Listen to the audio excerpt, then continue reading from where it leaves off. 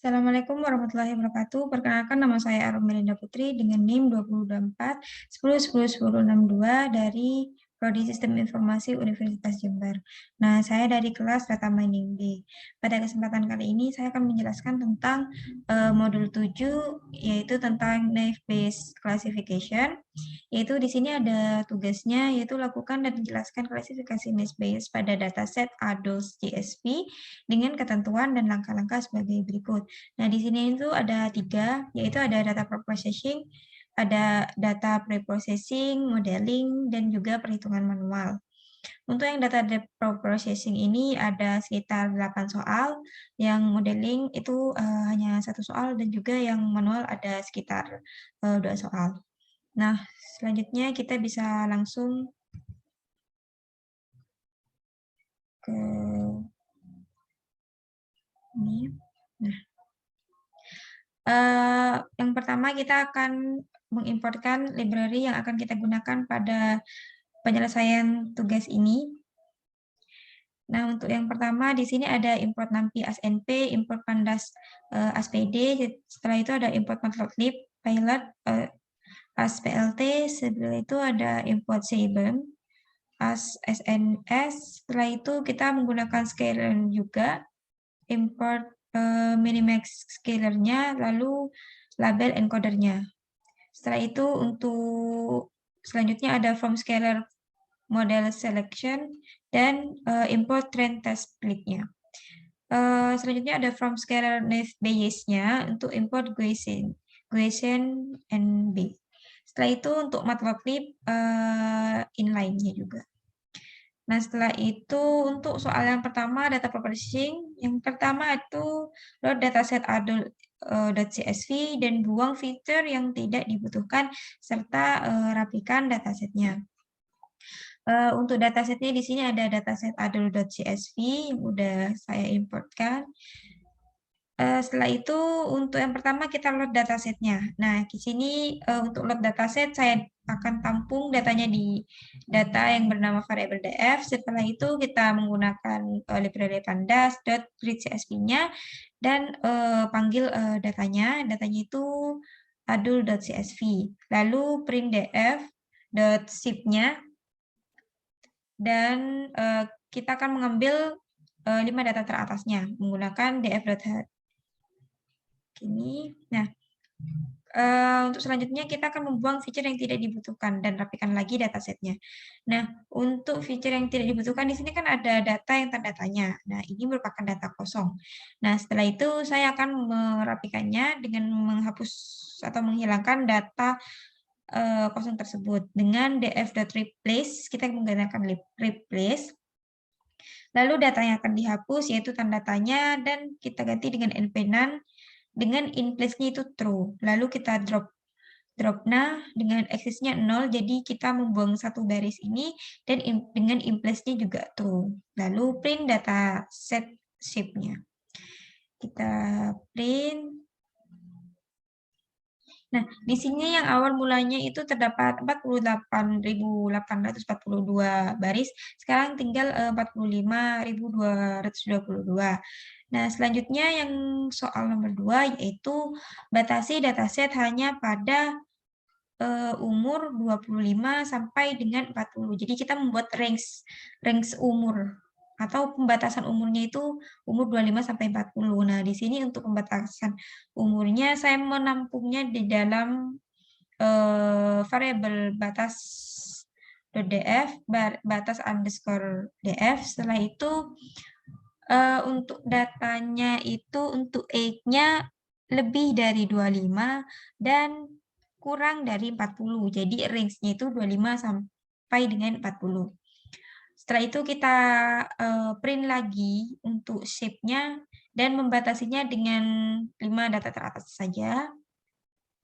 Nah, seperti ini. Untuk data shape-nya itu terdapat 19.243 baris dan 15 kolom. Nah, seperti ini. Nah, setelah itu untuk selanjutnya kita akan cek tipe data. Cek tipe data dan melakukan encoding bila diperlukan. Untuk cek tipe data di sini saya menggunakan .info lalu di print. Nah, untuk root infonya di sini ternyata dia memiliki, data tersebut memiliki dua tipe, yaitu tipe integer 64 dan juga tipenya objek. Nah, kita akan melihat tuh, yang mana aja sih yang tipenya itu objek dan yang mana yang tipenya 64. Sehingga saya menggunakan di sini metode select types, lalu data yang akan kita cari yaitu objek dan integer 64. Lalu kita print. Nah, untuk data types objeknya yaitu ada workplace, education, berarti yang ini. Nah, ini merupakan data objeknya, ada workplace, education, material status. Lalu untuk yang data yang menjadi data integernya itu ada X, ada education num, capital gain, capital loss, nah dan seterusnya. Setelah itu kita akan mengubah data objek tersebut menjadi sebentar. Jadi pertama kita akan encoded dulu, terus kita copy data yang tadi dengan dot copy. Setelah itu kita akan mengambil data objek kolomnya. Kita ambil dulu data objek kolomnya, lalu kita apply, lalu kita menggunakan label encoder yang udah kita import tadi. Setelah itu menggunakan fit transform. Lalu ambil data 5 teratasnya.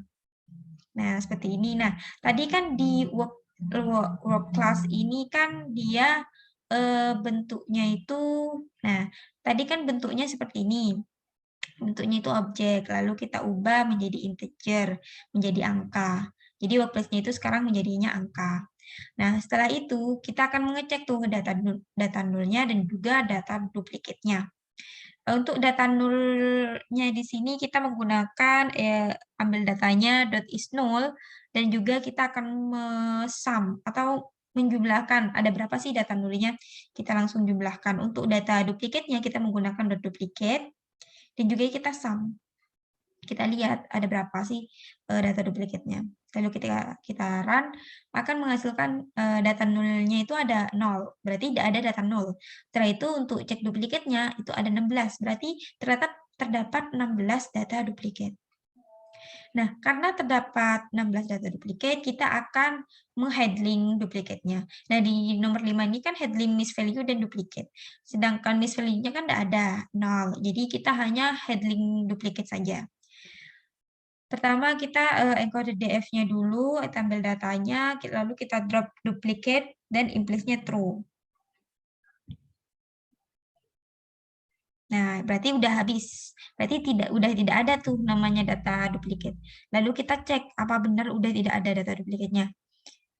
Ketika kita cek, nah udah terhapus data duplikatnya itu udah 0 dan dataset atau jumlah datasetnya sekarang itu terdapat 19.227 baris. Dan selanjutnya itu nomor 6, yaitu check outliers. Untuk check outliers di sini kita menggunakan box plot untuk menampilkannya. Box plot di mana untuk values-nya yaitu data encoded-nya dan kita akan mengambil data integer kolomnya aja. Jadi kita akan mengecek outliers pada integer, kolom integer. Lalu untuk ukurannya itu fixed size-nya 10 kali 6. Lalu kita LT show.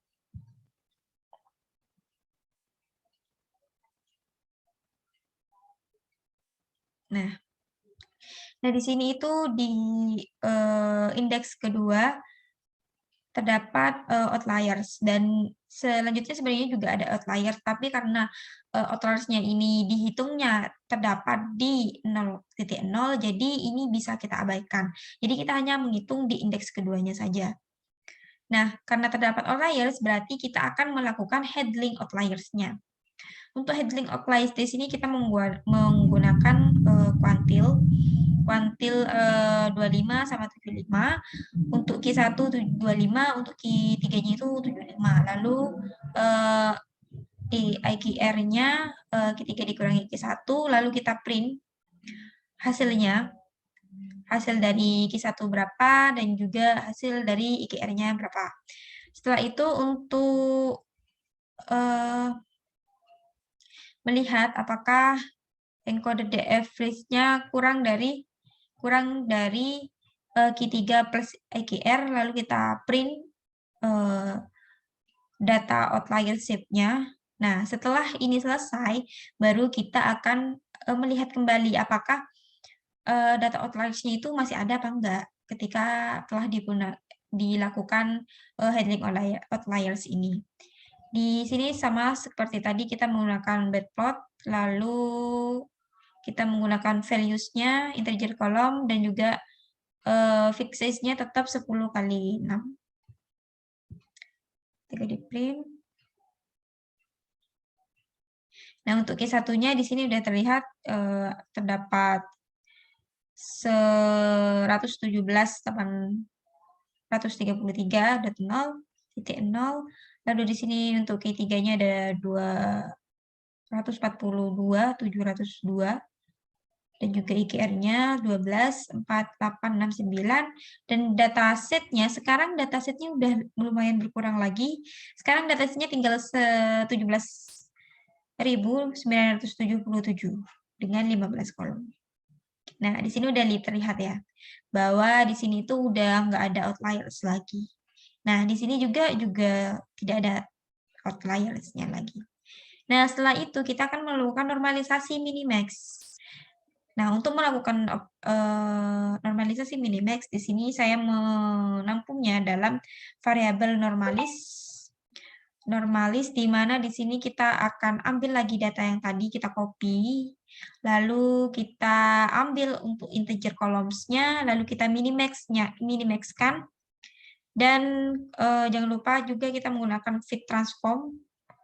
Normalisnya kita ambil lagi data integer columns-nya. Lalu kita panggil variabel normalisnya. Nah, sehingga akan terdapat data sebagai berikut dengan 17.977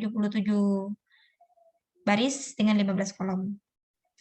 Lalu setelah itu kita reset. Kenapa di reset? Karena di sini terdapat indeks yang tidak berurutan. Jadi di habis 0, 1, 2, langsung 5, langsung 11. Jadi kan tidak berurutan.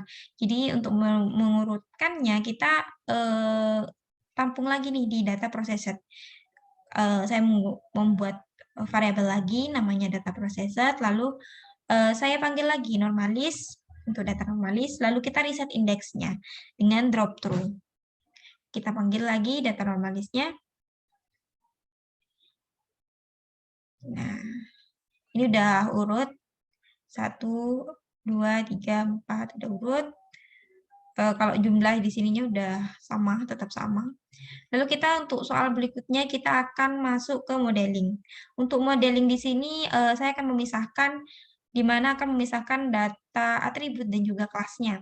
Untuk yang di atas X ini merupakan data atribut dan juga Y ini merupakan data kelasnya. Nah, setelah itu kita akan mengecek.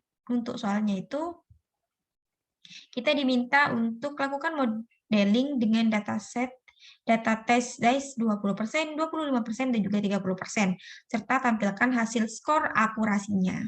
Nah, untuk menampilkan skor akurasinya di sini, saya juga menggunakan trend test split untuk memisahkan antara trend dan testnya. Lalu di sini untuk value X dan Y, aku menggunakan test size-nya 0,2 untuk data test size-nya 20%. Lalu untuk random set-nya menggunakan data 100. Setelah itu untuk modeling 1, kita panggil ini untuk datanya, kita panggil modelnya.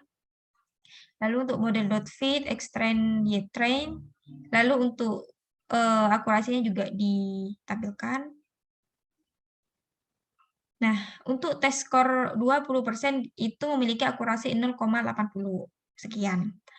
Nah, untuk selanjutnya sama, kita juga menggunakan trend test split untuk memisahkan atribut dan juga kelasnya. Setelah itu, kita menggunakan test size 0,3 untuk 25%. Untuk 25% dan di sini menggunakan model 2. Dan juga trend 2 dan juga tes 2. Print. Nah, untuk tes skor 25% memiliki akurasi 0,79. Untuk yang terakhir adalah data ZEISS 30%. Di sini yang membedakan hanya di tes ZEISS-nya 0,4 dan juga penggunaan model 3 dan train 3, tes 3. Setelah dijalankan, nah untuk tes skor 30%-nya yaitu 0,79. Oke, untuk yang selanjutnya yaitu perhitungan manual. Untuk perhitungan manual, karena tidak boleh menggunakan codingan, kita akan beralih ke Excel. Untuk perhitungan di sini kita baca dulu soalnya. Soalnya itu lakukan modeling secara manual, boleh berhitungan di kertas, Excel, spreadsheet, namun tidak diperbolehkan menggunakan coding dan klasifikasikan menggunakan NACE Bayes berdasarkan dataset dummy atau dataset buatan. Jodoh NACE Bayes dataset. Nah, setelah itu nomor 11 itu tentukan hasil keputusan sesuai pertanyaan berikut. Oke, mungkin kita langsung saja ke sini. Untuk datasetnya di sini terdapat jumlahnya yaitu ada 20 dataset. Ada 20 untuk jumlahnya. Nah, di sini tuh ada 2 kelas kan. Untuk kelasnya itu ada pikir dulu dan gas lamar. Di mana untuk masing-masing kelasnya itu udah saya urutkan di mana di sini terdapat 10 data. Terdapat 10 data keputusan pikir dulu dan juga terdapat 10 data keputusan gas lamar dengan totalnya yaitu 20 data. Nah, setelah itu di sini untuk teorema Bayes-nya atau teoremanya di sini ada P, C, A sama dengan PC A, PC ini per PA. Gini. Nah, ini data.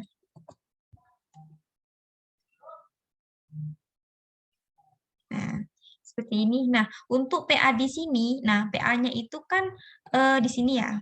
Nah, PA di sini kita tidak akan menggunakan PA karena di sini itu kita menggunakan data numerik. Di sini karena kita tidak menggunakan data numerik. Jadi kita tidak akan membaginya dengan PA.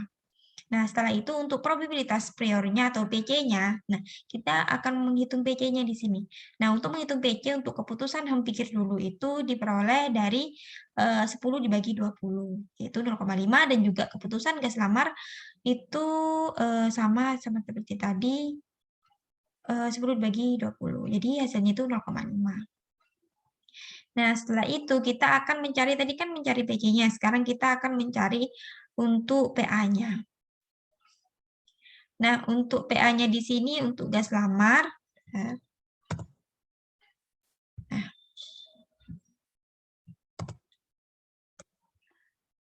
Oh, sebentar. Ini nanti dulu.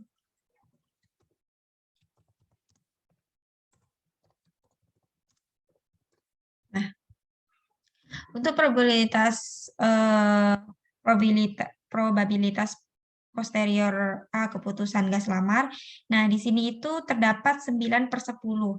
Nah, di sini kan ada kecerdasan pintar pol dan keputusan gas lamar. Nah, cara hitungnya itu seperti ini. Untuk kecerdasan pintar pol, untuk gas lamar, pintar pol. Nah, pintar pol di sini terdapat 1, 2, 3. Nah, ini kan ada 10, dikurangi 1 berarti tinggal 9. Berarti terdapat 9/10. Yang hasilnya berarti 0,9. Sama halnya juga dengan kecerdasan B aja. Untuk kecerdasan B aja itu terdapat 1, berarti 1/10 dan seterusnya. Untuk harta tajir, kita lihat di sini harta tajir ada 1, 2, 3, 4, 5. 5/10 atau 1/2. Nah, dari jumlah-jumlah yang di sini, nah setelah itu untuk hasil akhirnya yaitu untuk pintar pol 0,9, B aja 0,1, untuk harta tajir 0,5, harta B aja 0,4, harta agak tajir 0,1, perilaku baik 0,5, perilaku B aja 0,3, perilaku toksik 0,2, kesetiaan jempol 0,7, dan kesetiaan B aja 0,3. Nah, ini juga akan dilakukan kepada keputusan yang kedua, yaitu keputusan memikir dulu. Sama halnya untuk perhitungannya seperti di atas. Untuk memikir dulu saya contohkan di sini. Yang pertama kan untuk kecerdasan pintar Pol.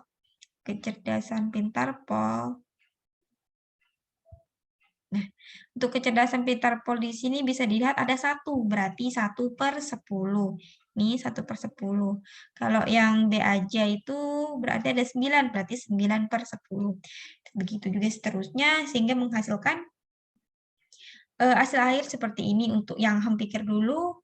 Untuk pintar Pol 0,1, B aja 0,9, harta tajir 0,2, harta B aja 0,3, harta agak tajir 0,5, perilaku baik 0,2, perilaku baik B aja 0,4, dan perilaku toksik 0,4, untuk kesetiaan jempol 0,3, dan yang terakhir untuk kesetiaan B aja 0,7.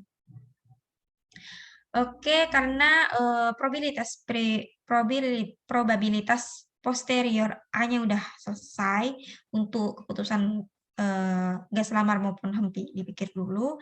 Selanjutnya kita akan masuk ke soal yang kedua. Untuk soal yang kedua itu bagaimana keputusan menurut pelatihan tersebut bila terdapat data pintar Pol, tajir, baik, jempol.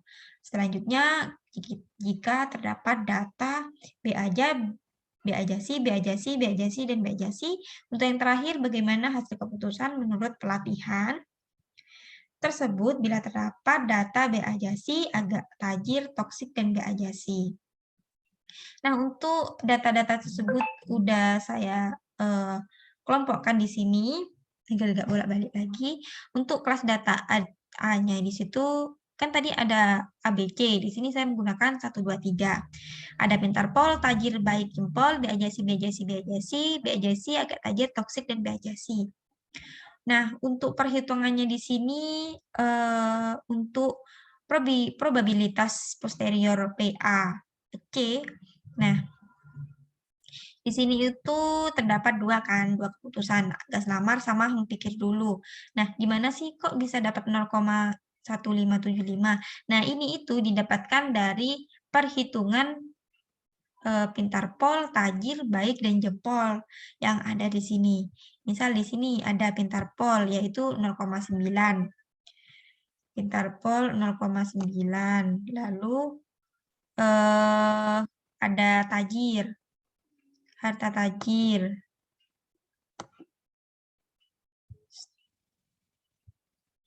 Ada pintar Pol, harta tajir 0,5. Setelah itu ada baik 0,5 dan juga jempol. Jempol 0,7. Jadi tadi kan 0,9, 0,5, 0,5, dan 0,7 itu kita kalikan dan menghasilkan hasil seperti kayak berikut 0,1575. Sama halnya juga pikir dulu. Kita cari juga kalau pikir dulu di sini sama pintar Pol, tajir, baik, jempol. Berarti 0,1, tajir 0,2, apa tadi? Pintar Pol, tajir, baik itu 0,2 juga, berarti 0,1, 0,2, 0,2, dan juga jempol 0,3. Kita kalikan dan menghasilkan data ini 0,0012. Begitu juga seterusnya sampai data ini selesai. Nah, setelah itu kita akan cari nih. Ini dikalikan ini. Bentar.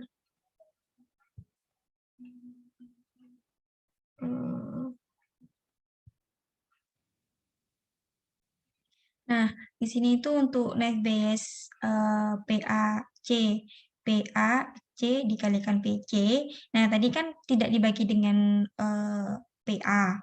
Jadi kita hanya mengalihkan PAC dikalikan PC. Nah, untuk PAC di sini ini kan, untuk PAC itu 0,1575 itu dikalikan dengan PC-nya. PC-nya tadi itu 0,5. Jadi menghasilkan menghasilkan nilai 0,07875. Untuk yang pikir dulu menghasilkan data 0,0006. Nah, dari data ini berarti dapat kita simpulkan untuk nilai keputusan gas lamar itu lebih dari keputusan pikir dulu. Lebih dari, berarti jika ada data yang masuk, bisa kita klasifikasikan bahwa dia akan masuk pada keputusan gas lamar. Sama halnya juga yang 0,0018 dan juga 0,0378. Nah, untuk nilai keputusan gas lamar itu kurang dari keputusan dipikir dulu. Maka dari itu, jika terdapat data baru, dia kemungkinan akan masuk kepada keputusan dipikir dulu. Untuk yang terakhir juga sama, untuk nilai keputusan gas lamar itu kurang dari keputusan pikir dulu. Berarti untuk setiap data yang masuk, sama dengan yang kedua, ketika ada data yang masuk, kemungkinan dia akan masuk ke keputusan dipikir dulu. Baik, mungkin itu saja yang dapat saya sampaikan. Kurang lebihnya mohon maaf. Wassalamualaikum warahmatullahi wabarakatuh.